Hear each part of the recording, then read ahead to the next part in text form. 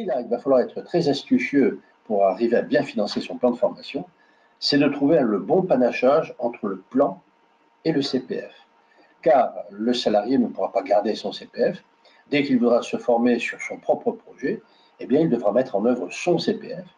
Et s'il dit qu'il voudrait l'économiser, vous pouvez toujours lui répondre, et à juste titre, que le CPF, c'est l'entreprise qui le finance, d'accord, avec une contribution. Alors les entreprises et la réforme, comment est-ce que les entreprises doivent se préparer à cette réforme?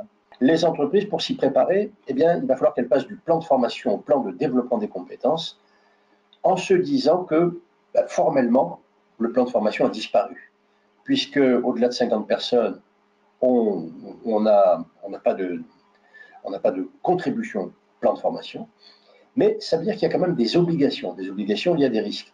Alors, quelles sont les obligations pour les entreprises? Rappelez-vous qu'au terme de l'article 63-21, vous êtes encore responsable de l'adaptation au poste de vos salariés.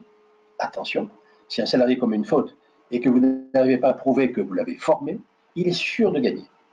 Donc, adaptation au poste, employabilité, c'est-à-dire maintien dans l'emploi.